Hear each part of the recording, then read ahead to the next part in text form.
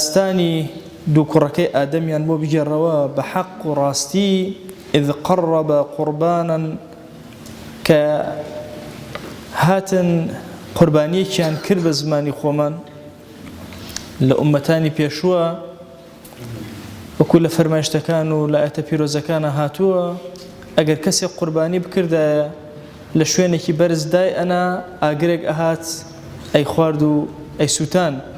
نشانه أوي كقبول ولا إخوة هردو كان قربانيان كر مفسرين زور قسيان فرموا آية قرباني أميان تشيبو أويان تشيبو فرموا أنا هابيل مردار بو بناو مركانيا قراب باشترين وتشاكترين جوري هالبجار قابليش كشتوكالي هبو قرا خرابترين جوري كشتوكالي خوي دانا اگر هاد اوي هابيلي قبول كردو اوي قابلي قبول نكرد گرفتكان لسر چی بو چون بو آیا لسر افرتك بو كبي خوازن بو كاميان بيت اوي كلي ورگيري بو اويان ابي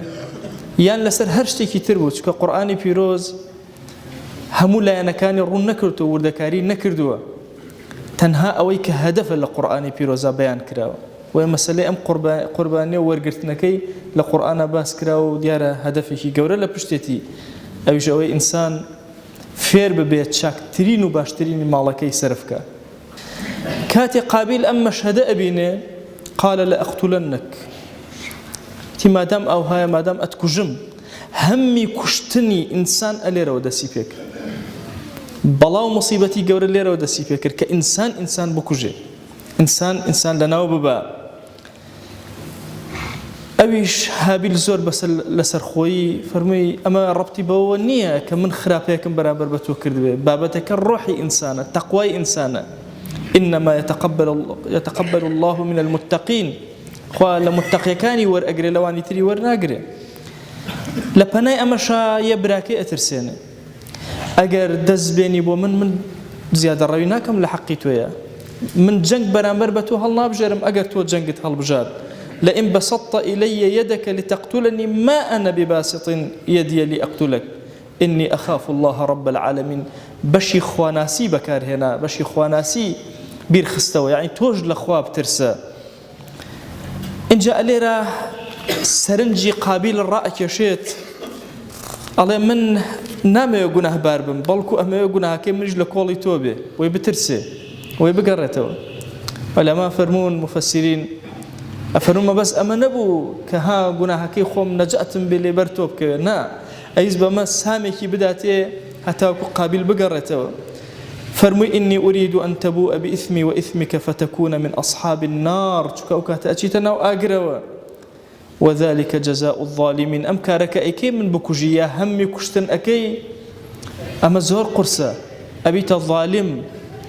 ظلم لي أكي كاتك أم كار أكي بلام قابلي بدبخت فطوعت له نفسه قتل أخيه فقتله فأصبح من الخاسرين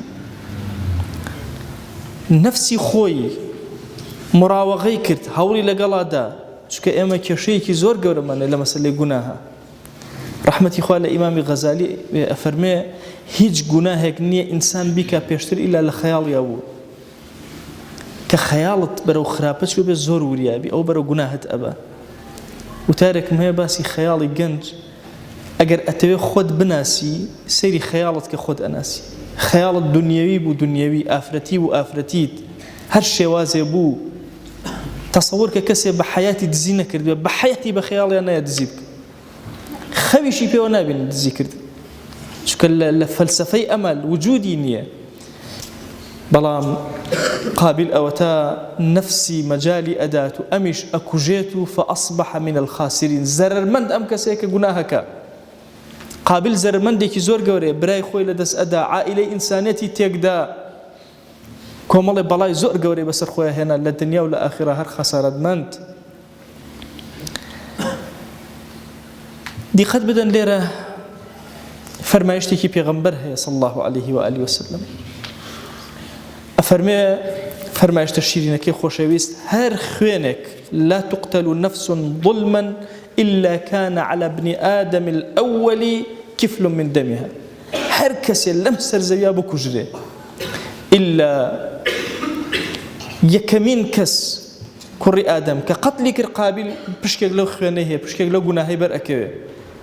لأنه أول من سن القتل یەکەمین کەس بوو کە کوشتنی داهێنا لەناو ئینسانەکان ولما أفرمون أم فرماشتي پیغمبر صلى الله عليه وسلم دليل لسروي كقابل توبة نكردوه شو كأجر توبة بكرده إلا رب العالمين اللي خوشه ولا شرك ولا قتلش خوشه دليلي أويك أم كسبت بختل قال أم جناها جورك كردويتي ندامتك الدنيوي بينيوه أتكافر من نادم بوا بلام توبيك الصادقاني لحضوري خويا كتا خويا جور اللي بقول خويا جور غرابة كنارت قال الرشا كنار دسر زوي أم خل الرشا بطبيعتي خوي هرشتيكي بإشارته ولا جرزوية هندق لمفسرين هاوين ابن عباس فرمون دوان بيكو شريان كرد يكياني كشتو أو يترناشتي بلام زور دراسة لسر أما كراوة آية قال الرش بشكاني خوي يان مردوكاني خوي أنيجي زورك لعلماء أجل ناسي الله ناينيجيت آية تطور بوا يان قرانكاري بسر سلوكي قال الرشا هاتوا كأمناك يا تنها حالتي أبو خدا بشاني قابل دا